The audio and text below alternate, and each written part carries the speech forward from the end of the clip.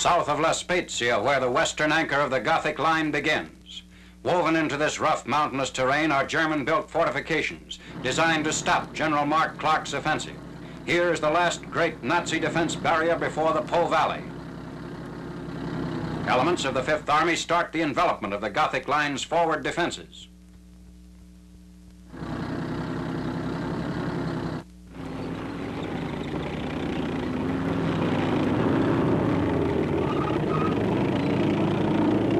A smoke screen helps a tank battalion effect the crossing of a Bailey Bridge at the Sieve River north of Florence, a sector well within the Gothic line.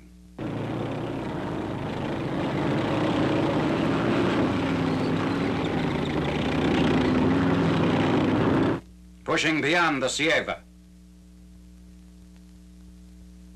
Italian partisans helped Fifth Army forces by bringing up supplies via mule pack. North of Ponzala, 17th September, units of the Fifth Army prepare for an attack on German paratroopers holding the crest of a mountain in the Gothic line. Nazis were forming for a counterattack. Fighting here is typical of the whole battle for the Gothic line, a campaign revolving around hills and ridges, dugouts, pillboxes, and machine gun nests. The line has defenses against all types of weapons.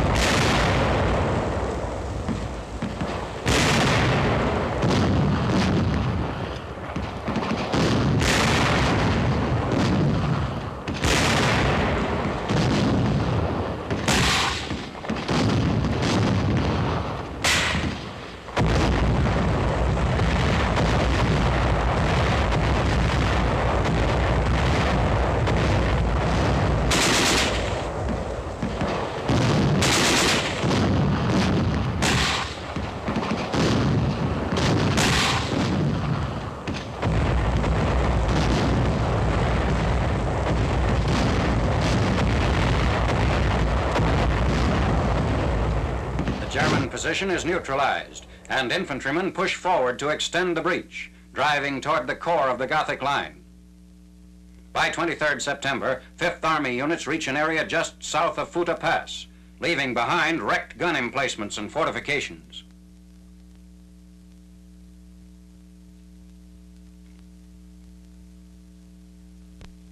A gun emplacement dominating the roadway.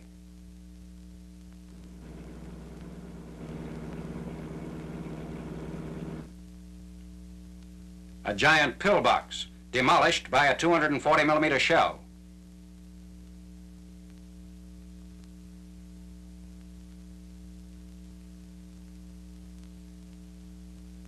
The barbed wire approaches to an anti-tank ditch. This ditch extends for a distance of 1 mile and is covered by a series of anti-tank concrete pillboxes.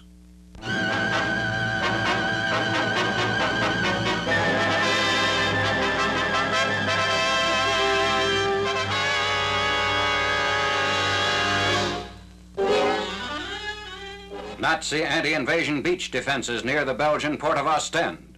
Here, bombs attached to steel girders were placed at strategic points within wire entanglements.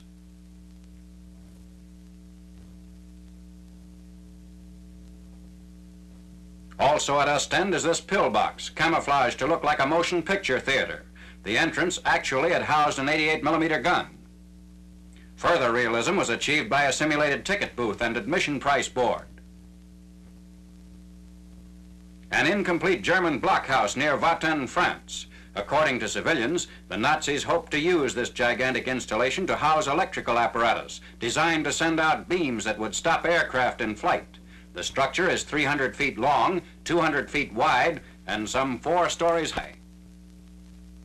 Steel doors meant to operate on rollers are 8 feet thick, 24 to 25 feet high.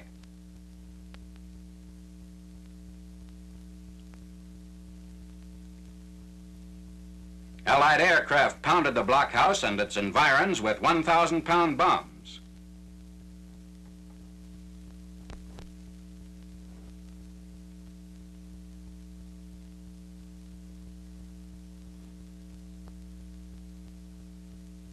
A German airdrome at Steenokkertzeel, Belgium, camouflaged to look like a rural settlement.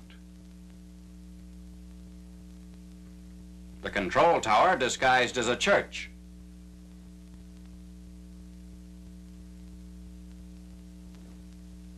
Runways were laid out to simulate roads and paths.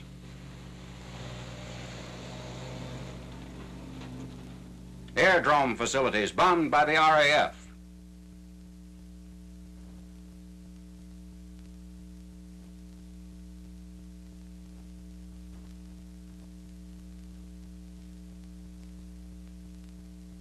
Wrecked Nazi planes.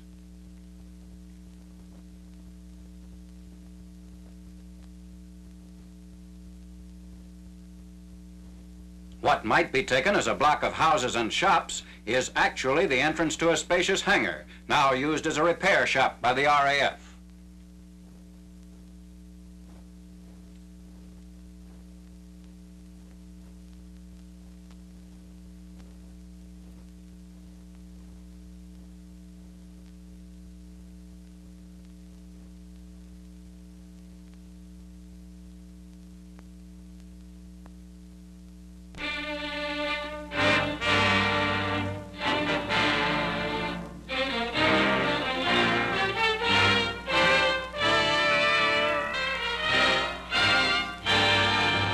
At a staging area, final preparations for amphibious action include the waterproofing of vehicles. Asbestos grease is made ready for application to motor parts. All electrical connections are covered with the compound.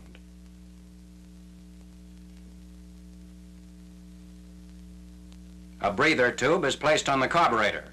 Coatings of insulating enamel complete the waterproofing, which permits operation of vehicles in 7 feet of water. Troops board an LCI for the attack on Morotai Island, northernmost of the Halmahera group. U.S. and Australian warships support the operations.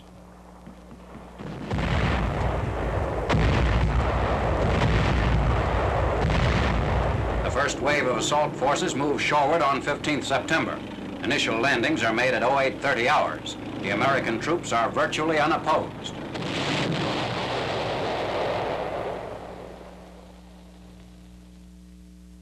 Deep water and a rocky bottom make successive waves of landings difficult for men. Elsewhere, there's considerable mud which bogs down vehicles. However, in less than an hour, 2 beachheads are established.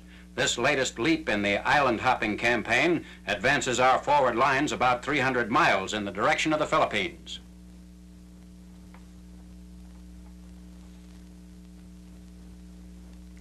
Not all of the rolling stock managed to negotiate the mud and rock without being stalled.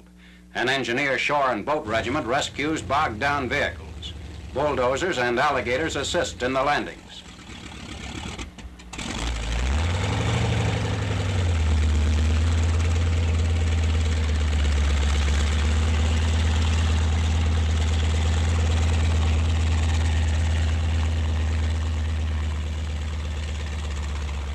General Douglas MacArthur, who accompanied the amphibious force, inspects the newly acquired base, which is within easy fighter range of Mindanao. The general told his men, "You have done well. You now dominate the last stronghold which barred you from the Philippines."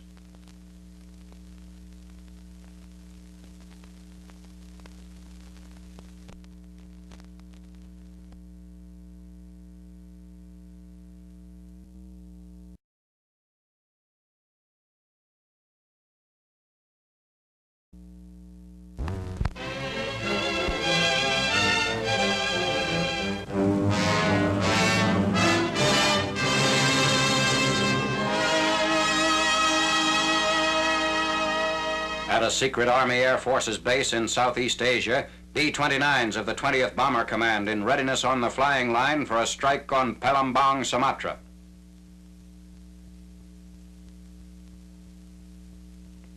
Since 15th June, when the B-29 was first employed in the raid on the steel center at Yawata, Japan, the plane has proved its effectiveness as a long-range offensive weapon. The 20th Bomber Command went into action 11 months after the first production model came off the assembly line and less than 2 years after the first experimental test flight.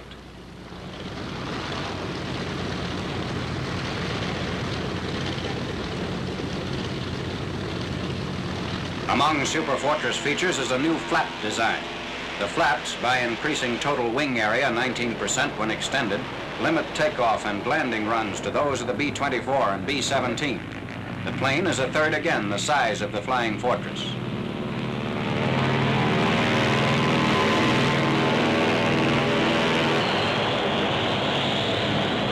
The B-29 is powered by 4 18-cylinder Wright Cyclone engines with dual sets of turbo superchargers. Each engine generates 2,200 horsepower, almost twice that of other heavy bomber power plants. The 4-bladed propellers are so large, 16 feet 6 inches, that they must be slowed down by reduction gears to keep the tip speed under the speed of sound.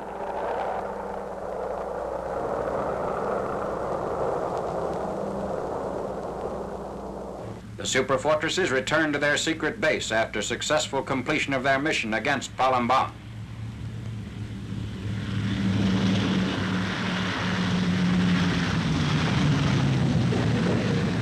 One B-29 lands with a feathered right outboard propeller.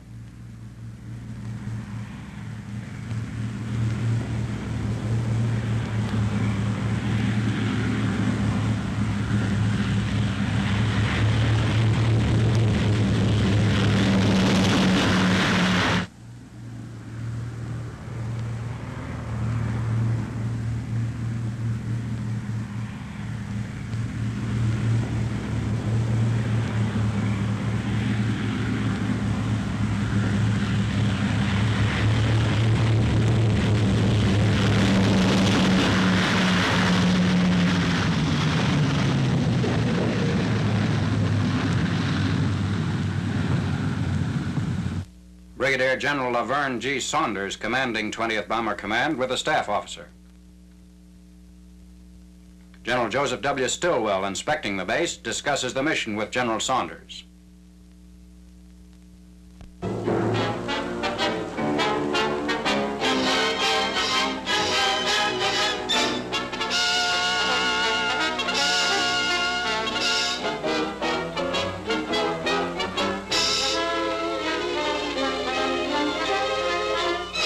Bologne on 20th September.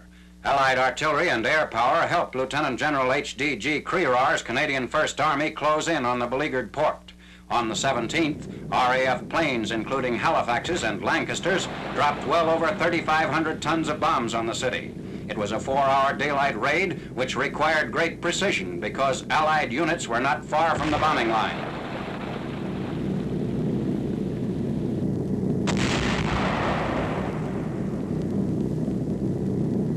Artillery and Typhoon fighter bombers hammer at port installations and Nazi strong points in Bologne harbor.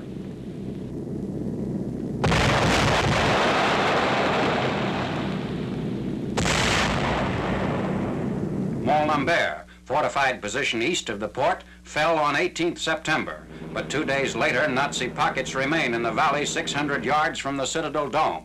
By the 22nd, when resistance collapsed, 7,500 Nazi prisoners, including General Heim, had been taken. Surrender here left only a small garrison at Cape Gris-Nez and larger forces at Calais and Dunkirk still holding out on the coast across from Dover.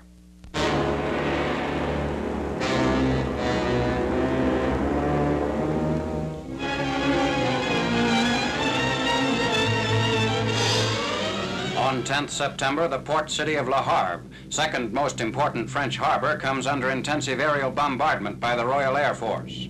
5,380 tons of bombs, as well as a large number of incendiaries, are dropped on enemy positions.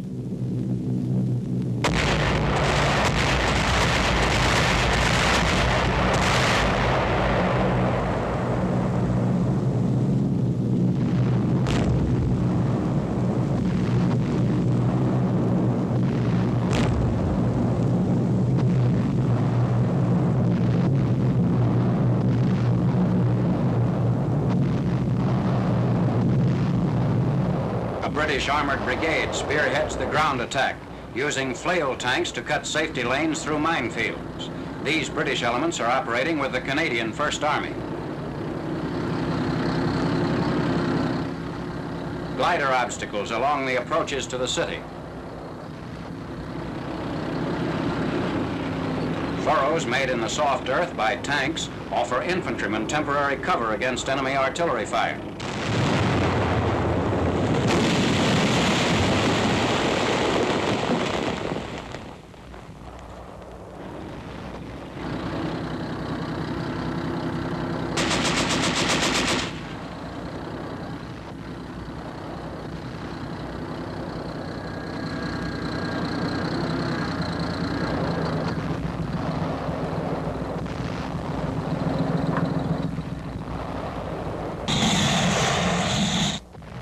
Flame-throwing crocodile tanks acted against Nazis entrenched in blockhouses.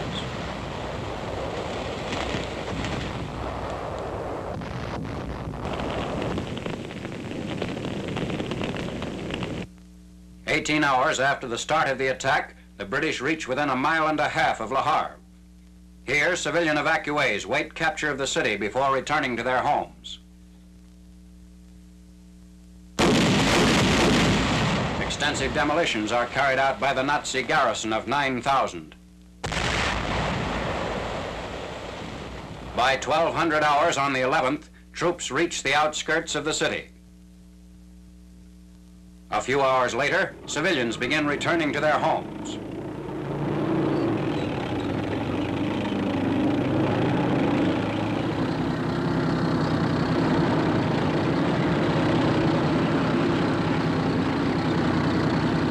Extensive wreckage indicates the intensity of the Allied effort to acquire another port before bad channel weather might curtail unloading of supplies on beaches.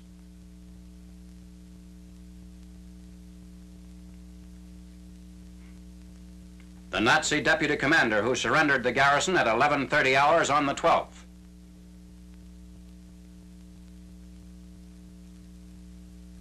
More than 7,000 prisoners were taken.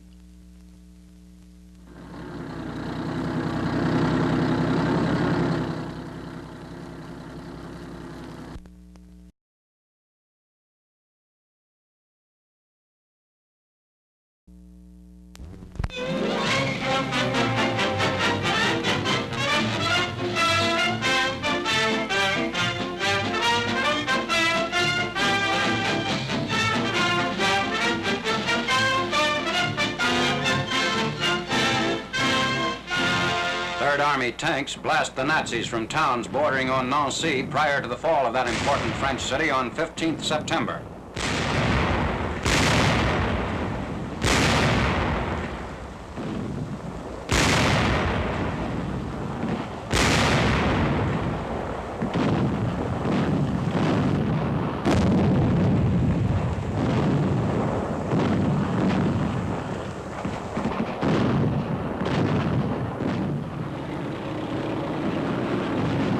After a 2-hour barrage, infantrymen continue their advance. Nancy is on the right flank of Lieutenant General George S. Patton's drive on Germany. It controls the main road running along the northern slope of the Vosges Mountains to Strasbourg on the Rhine.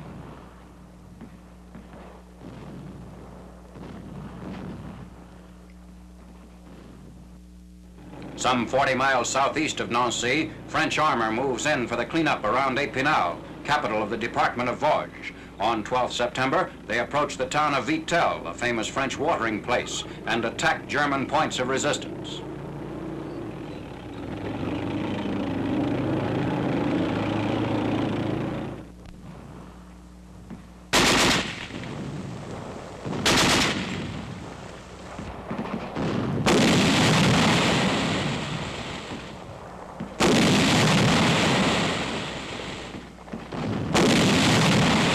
French troops who moved up from the south for a junction with Allied northern forces helped to narrow the pocket of Nazi retreat through the Belfort Gap. 30 German tanks were knocked out at the village of Dompierre. American aircraft cooperated with the 2nd French Armored Division.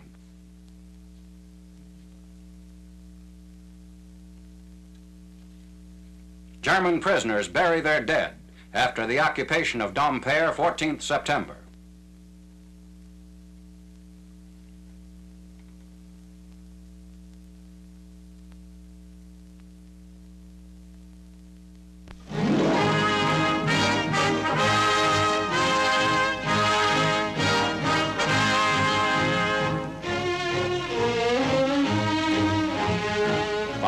initial crossings of the Reich frontier, First Army units attack Siegfried Line fortifications. Infantry troops press forward, supported by intensive cover fire.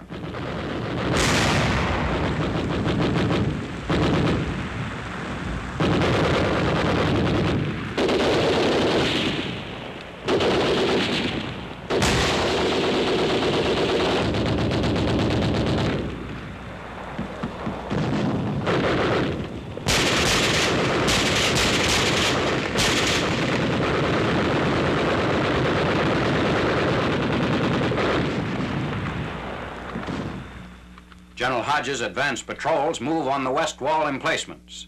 On 16th September, rapid passage is made after combat engineers cleared a lane through Dragon's Teeth. At the point of deepest penetration, the breach of the line in the Aachen area is widened to about 17 miles.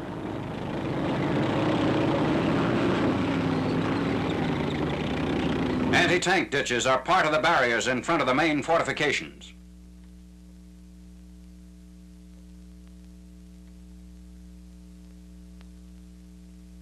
A captured pillbox. American firepower has been able to pierce most of the heavily reinforced emplacements encountered along the rim of the Siegfried Line.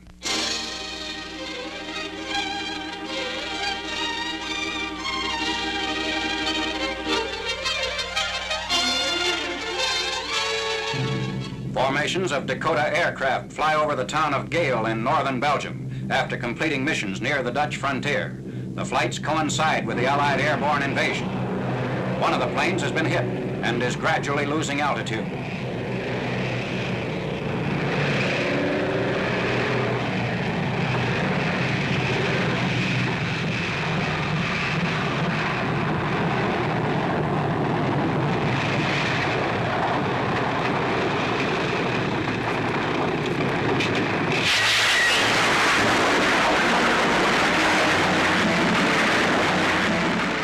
The crew bailed out.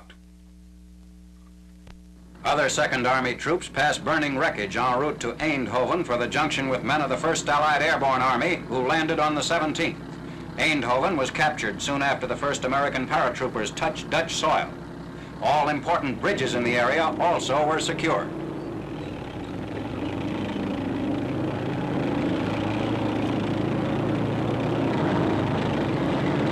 Entering Eindhoven, where they pick up some of the American troops, the British push on northward toward Nijmegen.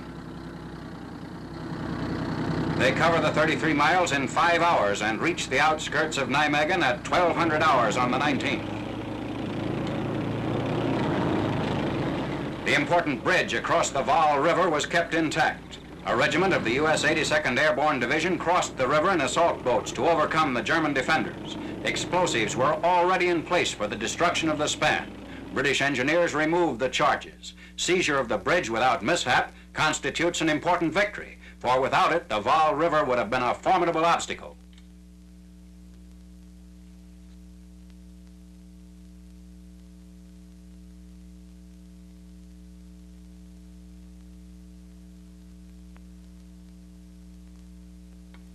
British armor passes over the bridge as the Allies continue the drive aimed at cutting around the enemy's defenses before northwestern Germany.